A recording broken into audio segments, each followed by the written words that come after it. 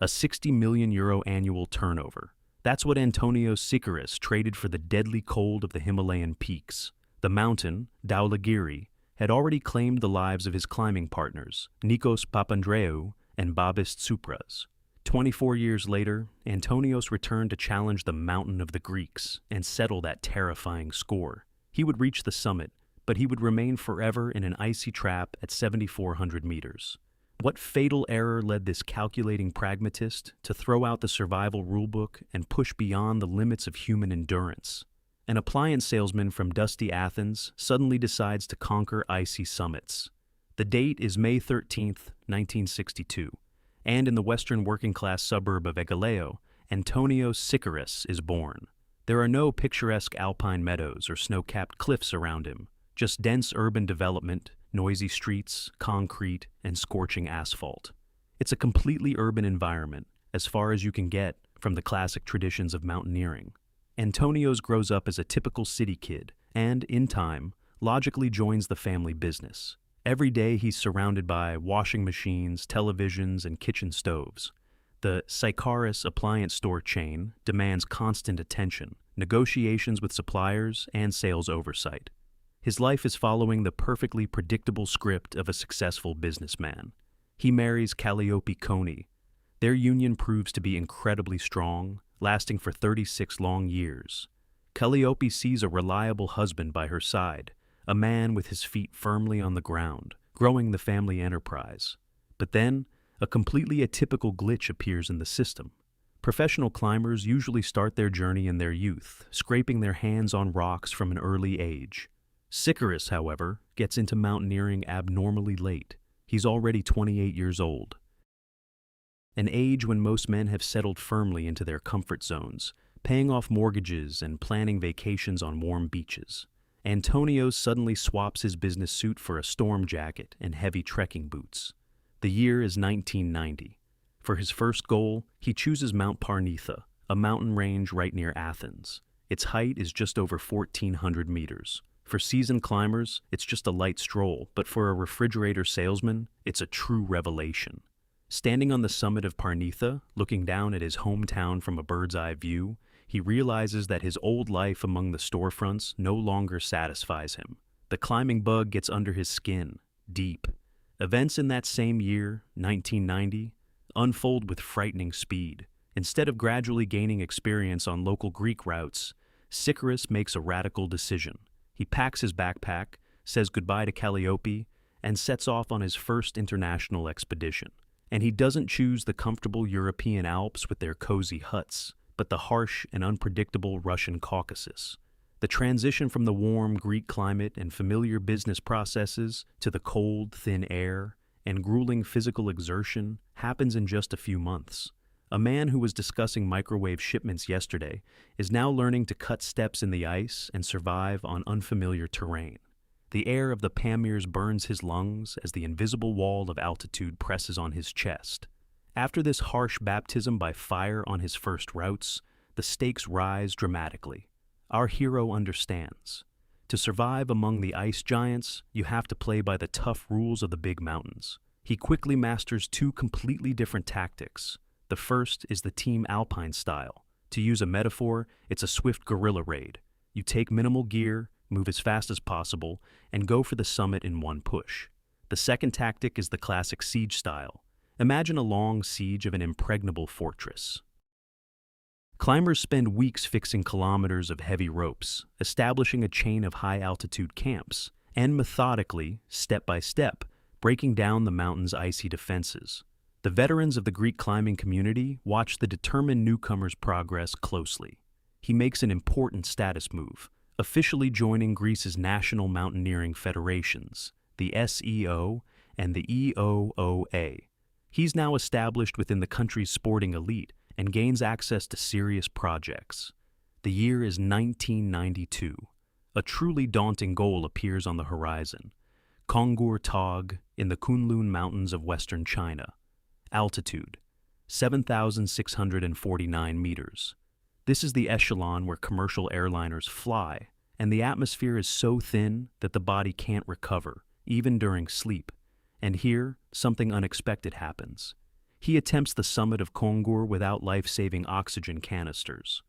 Throughout the entire expedition, including the critical altitudes above 7,000 meters, he operates in a strict oxygen-free style. Sports journalists often call these heights the zone of extreme exhaustion. Without supplemental oxygen, every movement in deep snow consumes a colossal amount of energy, and your consciousness is always on the verge of shutting down. But he endures this marathon. This victory over his own physiology lays a solid foundation for his confidence, a confidence that would be tested again in the future. New challenges aren't far behind. 1996 shifts the action to the world's highest mountain range, the Himalayas. Here, a fundamental role reversal occurs. He's no longer just a member of a rope team. He takes control. For the first time, he takes on the heavy burden of leading a Himalayan expedition. Their target is Mount Pumori, an incredibly beautiful but technically treacherous peak that juts out like a sharp wedge. A leader in these conditions is like a detective, daily searching the sky for hidden signs of approaching bad weather, or looking for fatigue in the eyes of his team. There is simply no room for error. He skillfully manages scarce resources, catches a narrow weather window, and gives the command for the final push. His tactical calculation works perfectly. The expedition, under his tight management, proceeds without a hitch, and the team successfully reaches the summit of Pumori. He descends to base camp not just as a strong, high-altitude climber, but as an accomplished leader, capable of bringing people home alive. 2 empty sleeping bags in an ice-caked tent, the most terrifying sight at high altitude. After a series of successful climbs, it seems like luck will always be on his side. But the mountains do not forgive even a shadow of overconfidence. The year is 1998. Antonios joins a large-scale national Greek expedition. Their new goal is Dhaulagiri 1. It's a gigantic monolith over 8,000 meters high, famous for its unpredictable storms and very steep slopes.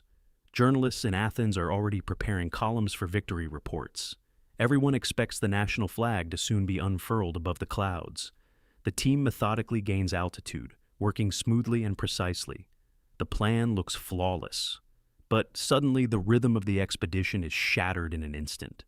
There's a sharp fall on the route. A split-second loss of balance on treacherous terrain turns into a catastrophe. Gravity leaves no room for maneuver and no chance of rescue. The team loses 2 members at once. Nikos Papandreou and Babis Tsoupas are left forever on the slopes of this merciless mountain. Antonio stands in base camp, looking at the empty belongings of his comrades. The air around him seems to thicken. The summit push is immediately called off, and Sykaris descends home, alive. But inside him, a fundamental shift occurs. This tragedy forever changes his attitude toward risk. If before, climbing seemed like a difficult but solvable puzzle, now he sees the mountains as a blind elemental force. He understands that the line between a normal step and the abyss is thinner than a human hair. News of the tragedy hangs like a heavy cloud over the climber's homeland. From that moment on, Dhaulagiri acquires an unspoken status as a fatal place for all of Greek mountaineering. In the climbing community, they try to speak of this peak in hushed tones. It becomes a dark spot on the map, a danger zone that many prefer to avoid. It would be logical to assume that after such a shock, a person would forget the way to the glaciers forever. The shadow of Dhaulagiri looms too large, but Antonios defies expectations. He takes a pause to process what happened, and by 1999, he's packing his expedition backpack again.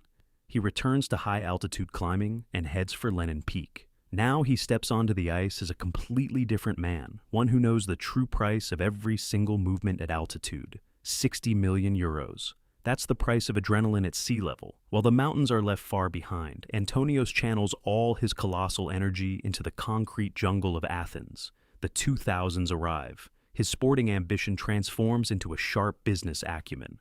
The small family business begins to grow rapidly. Sykaris, methodically, as if plotting a complex route up a sheer cliff, expands the Sykaris chain of stores. He opens one location after another, eventually bringing the total to 28. Quarterly reports show anomalous growth. The company's staff increases to nearly 400 employees. The annual turnover breaks through the 60 million euro ceiling. This is no longer just a chain of stores, it's a massive machine. Every workday here is like moving along a narrow ridge, where any mistake in logistics or procurement threatens a serious financial fall. Corporate obligations demand constant attention, with no breaks for sleep, but the familiar scale quickly ceases to satisfy him. The year is 2006, and there's a sharp change of course.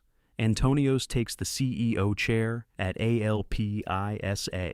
He shifts his focus to entirely new heavy sectors of the economy. Now, his responsibilities include managing large commercial real estate, giant logistics warehouse centers, and energy. In the business world, this is equivalent to moving from simple hiking trails to the harsh corporate 8,000ers. An eyewitness from the office recalls, while partners relieve their work stress in expensive restaurants, the CEO chooses the path of physical exhaustion. He maintains his endurance through brutally intense training. Hours on a racing bike and endless miles of running on scorching asphalt become his new normal. His body craves the constant push to its limits. Antonios starts competing. He successfully finishes 15 full marathons. That's 42 kilometers of non-stop, heart-pounding effort. 15 times over. Through sweat and battered feet, he is unknowingly preparing his cardiovascular system for the overloads to come. He turns his body into an endurance machine, as if sensing that this reserve of strength would one day be his only chance for survival. At 55, most people are thinking about retirement. He, on the other hand, buys a one-way ticket into the frozen unknown. The marathon endurance and the ironclad business acumen he honed in the city are now channeled toward a new, utterly insane goal. Antonios officially declares his intention. He will conquer all 14 of the planet's 8,000ers. This is an elite club, a place the world's best athletes, at the peak of their physical form, strive to enter. From a sports journalist's perspective, the experts just shrugged. At that age, the human body inevitably changes. Ligaments lose their former elasticity, and tired muscles need significantly more time to recover from the extreme stresses of high altitude. Antonios doesn't argue with biology. He sits down and, like the seasoned executive he is, completely overhauls his climbing strategy. The romance of the mountains is gone for good. The time for harsh pragmatism has arrived. A stark realization dawns. The old methods no longer work. To survive and see this through, he needs to fundamentally change the rules of the game. Sykaris makes a bold move. He embraces commercial mountaineering. He signs a contract with a tourism giant, the Nepalese agency 7 Summit Treks. Now, his strategy resembles a finely tuned business process. He gives up the grueling work of a pioneer and begins to consistently use the services of high-altitude SHERPA porters. All the heavy load carrying, setting up tents, and caching provisions now falls on their shoulders. On the routes themselves, he moves exclusively along fixed ropes, pre-secured, reliable lines that serve as a handrail on the steepest and most slippery sections. From a safety inspector's point of view, a new non-negotiable rule is added to Antonios's expeditions. While he once tested his limits without bottled oxygen, now, above the 7,000-meter mark, oxygen equipment is mandatory. No exceptions, no heroics. Supplemental oxygen becomes his primary fuel.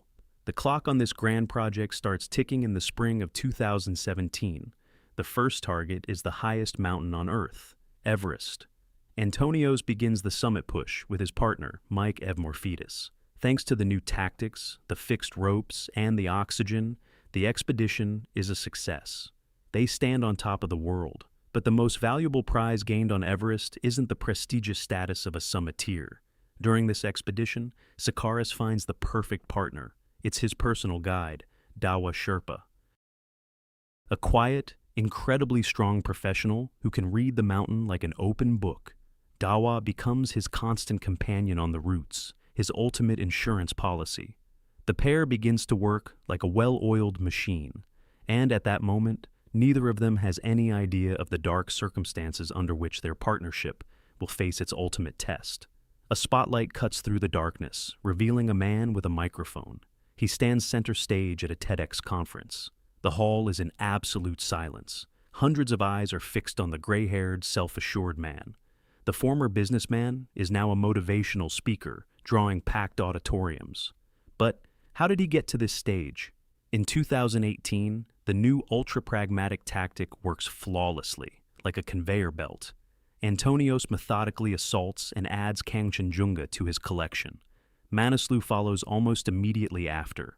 Two giant peaks surrender to his calculated strategy. The system, with a permanent partner and oxygen tanks, proves to be worth every penny invested. From a meteorologist's perspective, during this same period, an old, frightening silhouette reappears on the weather radars.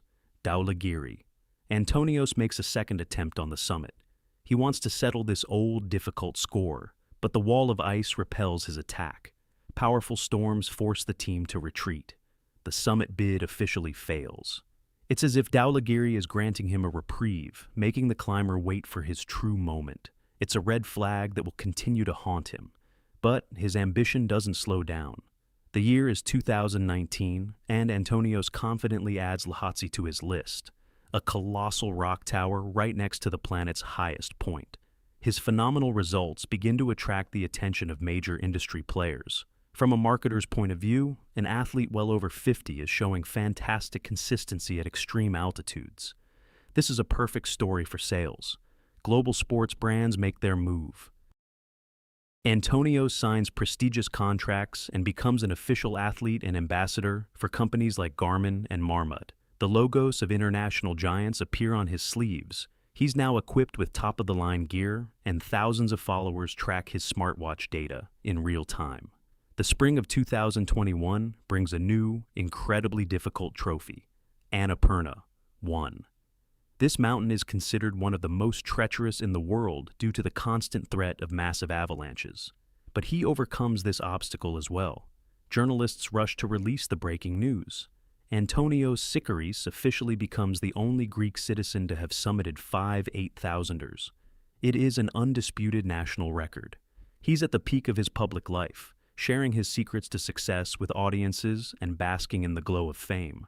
It seems the formula for victory has been found for good. But an invisible clock is already relentlessly counting down the days to a winter that is preparing a harsh, icy trap for him. 25 people are trapped at 7,400 meters, with almost no life-saving tents in sight. All the records and contracts fade into insignificance when a winter fairy tale of ambition instantly turns into a merciless ice trap. Winter of 2021 arrives. Antonios decides to raise the stakes to the absolute maximum. He joins a historic attempt to conquer the formidable K2. In winter, this rock giant allows no one to its summit. The expedition is organized by his familiar tour operator, SST. It would seem that the well-honed system of commercial mountaineering should work flawlessly, like a Swiss watch. On paper, the ascent plan looks perfect, but on the actual mountain, the system shatters.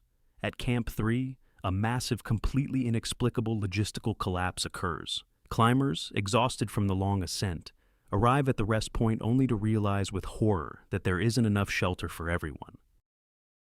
The longest, most terrifying night of his career begins. The thermometer plummets to minus 40 degrees Celsius. The air becomes so frigid it burns his throat with every breath. 25 people are trying to survive in severely cramped conditions. Hypothermia begins its relentless work. Antonios sits in this frozen chamber, fighting to conserve what little energy he has left. Every minute waiting for the life-saving dawn feels like an eternity. Morning brings no relief. A grueling retreat down the mountain begins. From an eyewitness account, Antonios is carefully descending the steep terrain. Right beside him is his friend, a Bulgarian climber named Atanas Skatov. Suddenly, the unthinkable happens. The figure of Atanas loses his footing and plummets into the void. Antonios witnesses the horrific scene. Skatov falls due to a catastrophic lack of basic safety measures. On this treacherous section of the route, there are simply no fixed ropes, and for some reason, his friend doesn't have an ice axe in his hand to self-arrest on the slippery ice. Shock paralyzes his thoughts, but the cold forces him to keep moving. The descent to base camp becomes a true physical torture. The low temperatures take their toll. Antonios suffers severe, deep frostbite on his feet. His feet lose all feeling, turning into immobile blocks. Walking on his own becomes absolutely impossible. Meanwhile, dispatchers below receive an emergency call. a Pakistani military helicopter breaks through the thin air toward base camp. The roaring machine hovers over the rocks and urgently evacuates Sykaris from the slopes of K2. He leaves the mountain alive, but this logistical nightmare leaves a deep scar. The rotor blades carry him away from the disaster zone, setting the stage for some very harsh public statements. The helicopter blades have barely stopped spinning when an international scandal begins to erupt. Immediately after his emergency return from the Pakistani slope to civilization, Antonios takes the floor. Sports reporters expect the standard stories of overcoming adversity, but instead, they get a cold shower of facts. The surviving climber launches an unprecedentedly sharp critique against his giant tour operator. He publicly rips the glossy, picture-perfect facade off the high-altitude tourism industry and declares to the world that inside these incredibly expensive commercial expeditions, there is absolute, uncontrolled chaos and extremely poor logistical organization. From an independent analyst's perspective, at press conferences, he methodically hits the system's most vulnerable points. Antonios directly and harshly underscores the critical danger of a new commercial trend.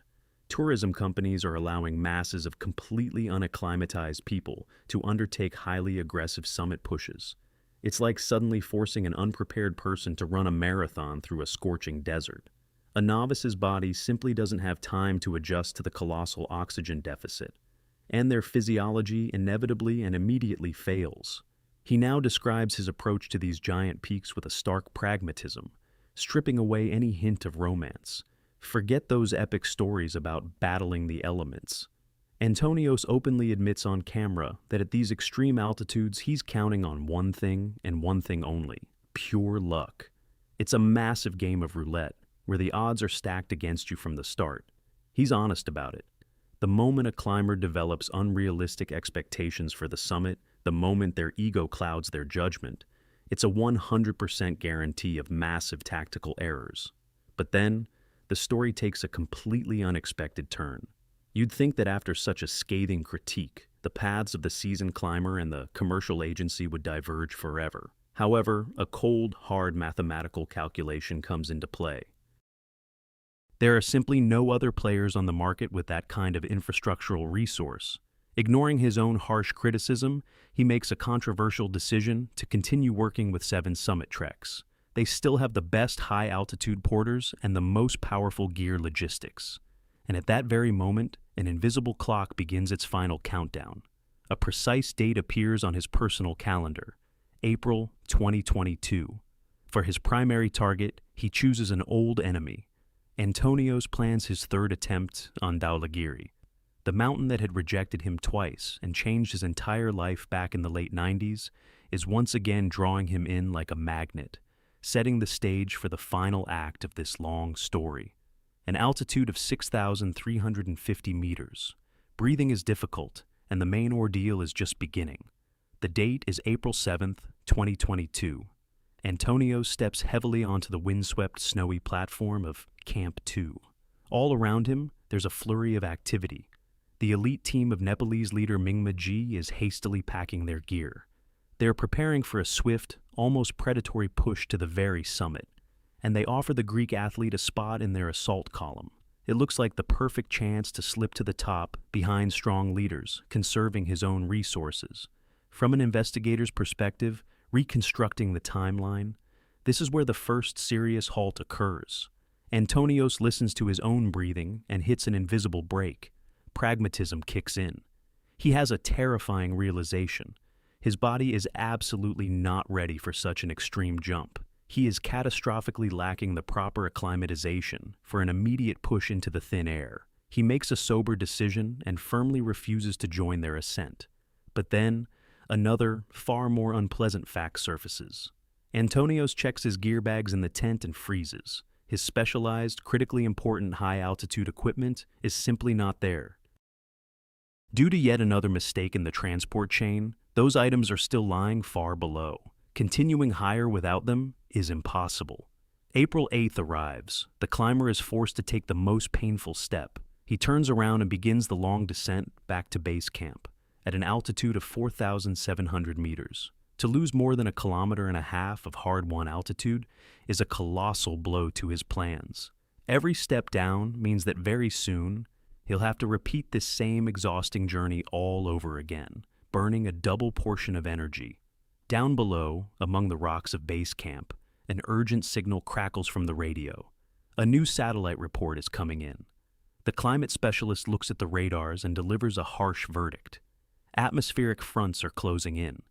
The mountain will only grant them a tiny gap in a solid wall of storms. An extremely short weather window is expected. The wind will die down for just one day.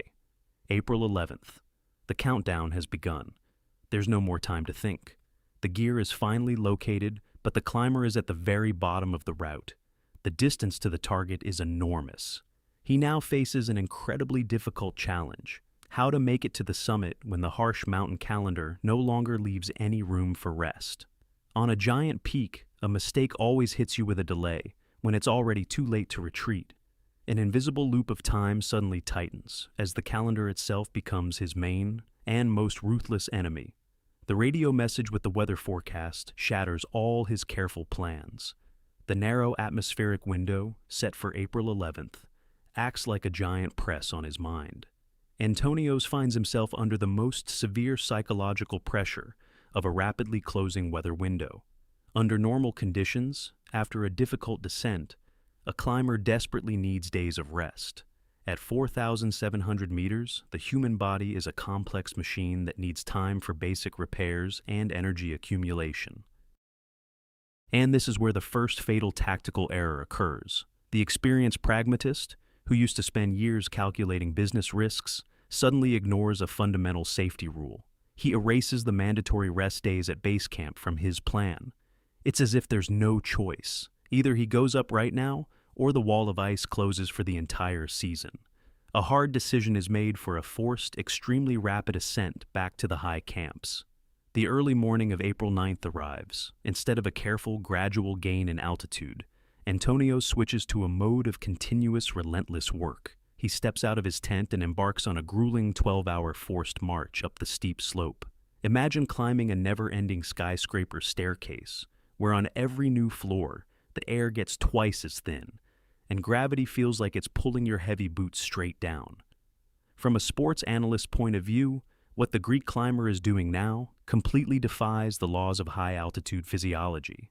He is ascending from base camp directly to Camp 2, without a single stop for a long sleep. There's a frightening hole in his well-thought-out schedule. He has completely skipped the crucial intermediate acclimatization night at Camp 1. Normally, this stopover serves as a kind of decompression lock, allowing the body to adapt to the sharp drop in pressure. He just smashes through this lock, relying on sheer willpower. 12 hours of monotonous, draining work on dangerous terrain completely depletes his body. His internal battery drops to absolute zero. This unprecedented, desperate push triggers extreme physical exhaustion. The muscles of a 59-year-old body lose their former elasticity and their ability to recover on the move. He reaches the second camp, but the price of this push is exorbitantly high. Every cell in his body is screaming with total fatigue, and ahead lies the push into the most unpredictable and dangerous zone. There's not even enough energy left in his system to simply stay warm. April 10th. Antonios wakes up in Camp 2 and realizes something terrifying. Yesterday's marathon has drained all his internal resources.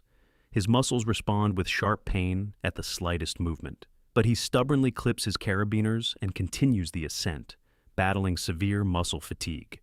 Every step up the steep slope feels as if invisible lead weights are tied to his heavy boots.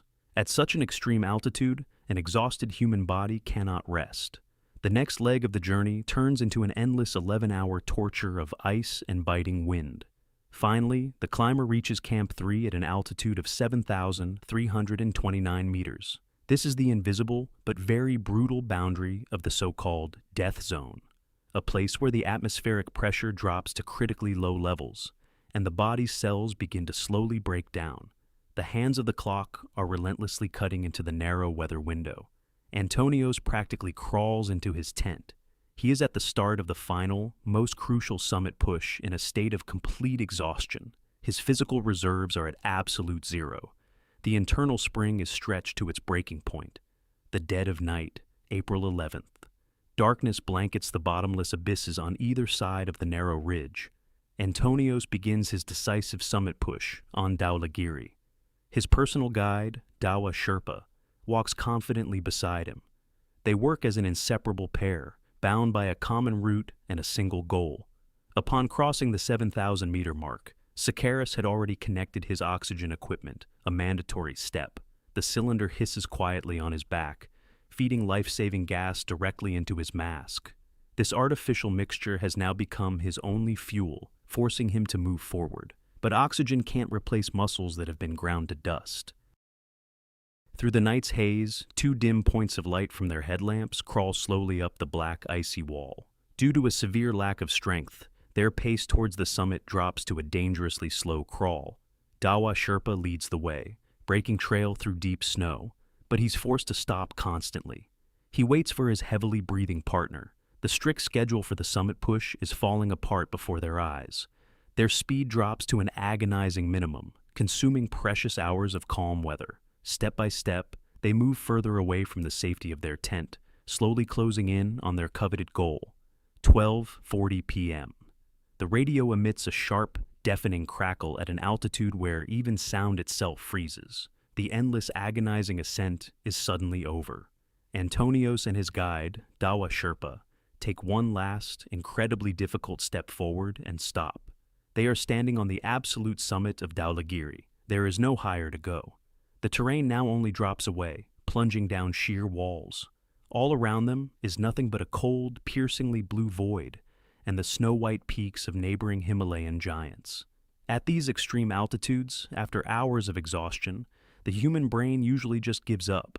Climbers often become disoriented, fall into a deep stupor, or can't string two coherent words together due to hypoxia. But here, something amazing happens, something that breaks all the statistics. Antonios is in a state of astonishingly clear consciousness. The climber knows exactly where he is and is in complete control of the situation. He finds the inner reserves to pull out his communication equipment and confidently make contact with the outside world. His frozen fingers, inside thick down mittens, press the stiff transmit button. A short radio message cuts through the thick, icy wind straight to base camp. From there, the signal is instantly picked up and relayed onward, all the way to Athens. It's a direct message to everyone following the expedition. To his family, to the entire Greek athletic community. The sound of his voice is captured clearly, forever, on digital recorders below. Right from the top of the world, he speaks the most important words, officially dedicating this incredible achievement to his daughter, Irida. For a mountaineering historian, it's clear. For this man, this wasn't just another geographical point conquered on a map. This was personal, the settling of an old score. From the very summit, Antonios sends a separate message honoring the memory of Nikos Papandreou and Babis Tsoupas, the very climbers who never made it down this treacherous slope, left forever in the white snows so many years ago. The huge, invisible mechanism of fate makes its final, loud click. A 24-year cycle is now officially and irreversibly closed. A man has finally overcome the brutal mountain that once cruelly broke his first major expedition and took his first high-altitude companions.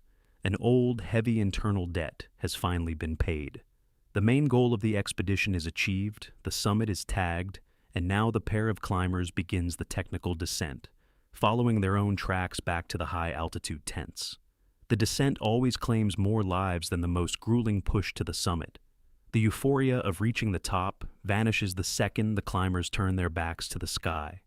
The moment Antonios takes his first steps on the route back, his body's physics undergo a sudden, terrifying collapse. It's as if someone yanked the main power cord right out of the socket. The athlete's pace instantly drops to an agonizing, unnatural crawl. Every step down feels as difficult as a kilometer on the way up. His time in the death zone is deep in the red.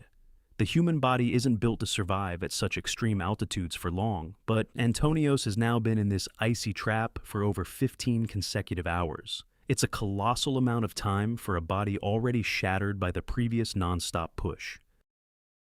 A new unpredictable threat emerges. Dawa Sherpa notices a terrifying change in his partner's condition. Clear signs of severe oxygen deprivation begin to appear. His breathing becomes erratic. His coordination completely falls apart. There's a suspicion of a serious malfunction in his high-altitude gear. The tank on his back, or the connecting valves, has suddenly stopped delivering the necessary volume of life-saving gas. A vital piece of equipment has failed at the worst possible moment. A desperate struggle for every meter begins. From an eyewitness perspective, the guide realizes his partner can no longer move his legs on his own. Dawa has to resort to extreme measures. He starts to physically drag the weakening man down the steep, slippery slope. It's hellish, exhausting work, hauling the weight of a grown man in heavy gear where it's hard to carry even your own empty backpack. The hands on the clock show a deep, pitch-black night. Around 4 in the morning on April 12th, he hits his limit. Antonios collapses onto the hard snow for the final time. The altimeter reads approximately 7,400 meters. His body simply refuses to function. Dawa Sherpa achieves the impossible and hauls his motionless partner to shelter.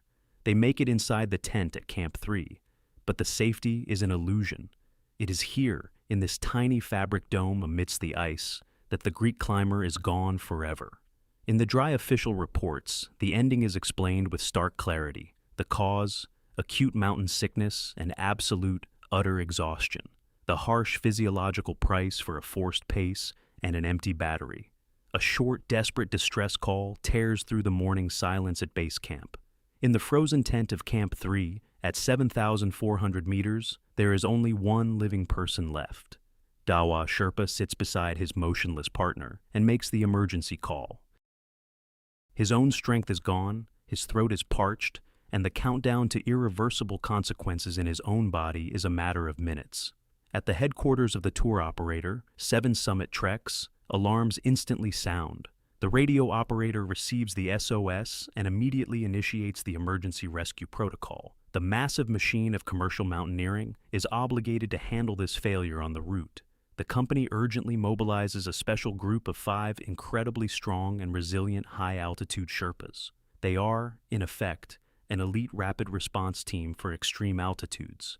They have one single objective: to push upwards through the ice crevasses as fast as possible and get the exhausted guide out.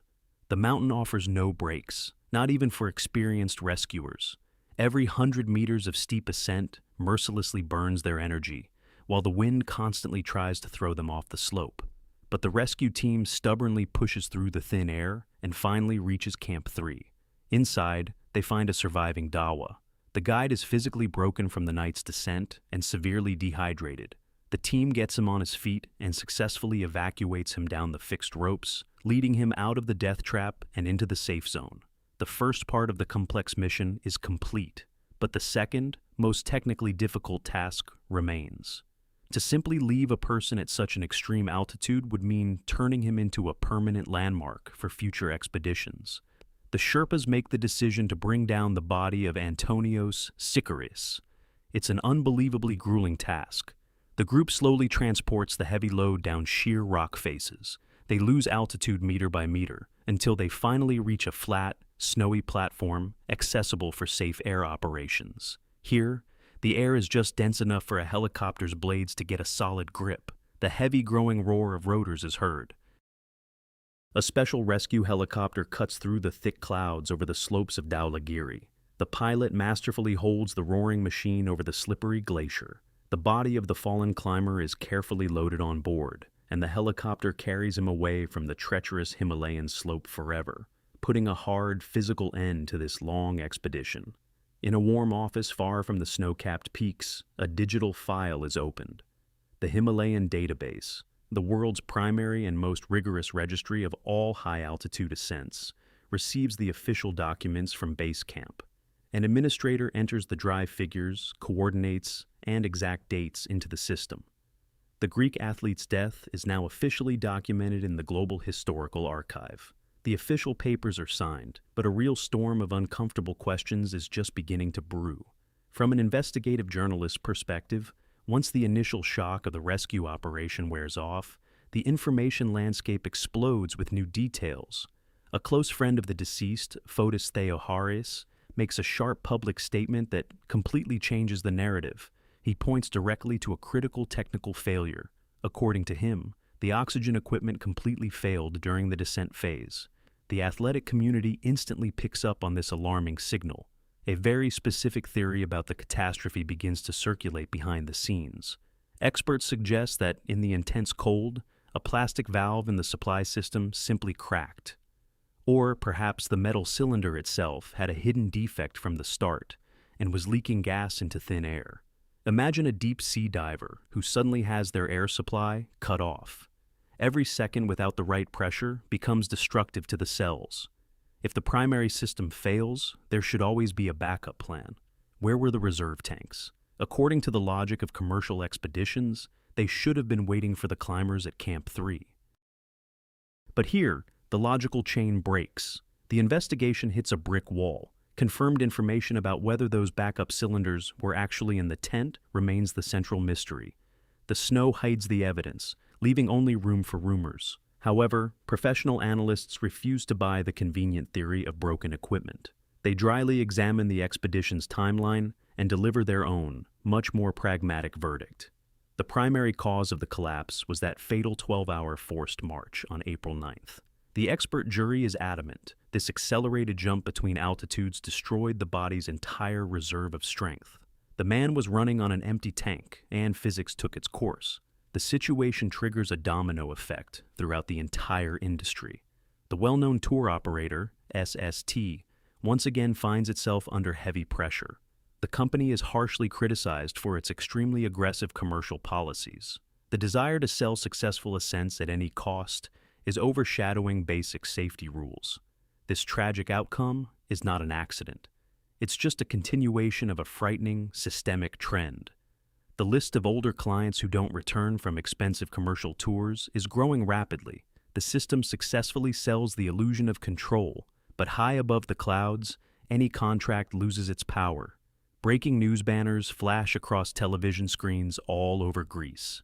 The media space erupts instantly, giving viewers no time to process. The news of the expedition's tragic end quickly dominates all morning and evening national broadcasts. Live show hosts interrupt their scheduled programming to read the stark lines of the messages that have just arrived from base camp in the Himalayas. The face of the famous athlete looks out at people from every front page. The scale of the event extends far beyond a single country. Global media giants quickly get involved. The major American news network, CBS, and the leading industry publication, Explorer's Web, publish detailed, multi-page articles. They meticulously break down the timeline of the tragedy, analyze the weather conditions, and dissect the team's tactical decisions at extreme altitude. Suddenly, a chilling historical parallel begins to emerge in the media. Journalists start digging into old archives from the late 1990s. A stark, almost mathematical pattern begins to form. The death of Antonios on this particular mountain cements a grim, almost mystical reputation for Dhaulagiri. Now, in the press, it's referred to exclusively as the Mountain of the Greeks. It was as if this massive pyramid of ice had become an insurmountable barrier for climbers from one specific country, claiming its very best for its snows. In the hunt for ratings and clicks, the media begins to twist the actual facts. A compelling but completely fabricated story starts to make the rounds. Reporters start spreading a peculiar myth. They boldly claim that Antonios had allegedly founded his famous business empire, Sykaris, at the incredible age of just 14. The numbers are wrong, the timeline for the business's founding completely distorted. But this striking image quickly catches on with the public and becomes part of a new media legend. The media simply erases the years of a grown man's hard work, replacing it with a neat fairy tale. Time passes, but the climbing community has a long memory. Fast forward to 2023. A new climber steps up to the challenging route. Greek alpinist Thomas Davarinos gathers his gear and sets off for the base of that very same fatal massif. He methodically makes his way through all the high-altitude camps, carefully navigates the treacherous sections, and safely reaches the summit of Dhaulagiri. Standing on that windswept peak, he gets on the radio and makes an important transmission. Thomas officially dedicates his successful ascent to the memory of Antonio Sykaris. The story comes full circle, leaving a man's name etched among the eternal ice.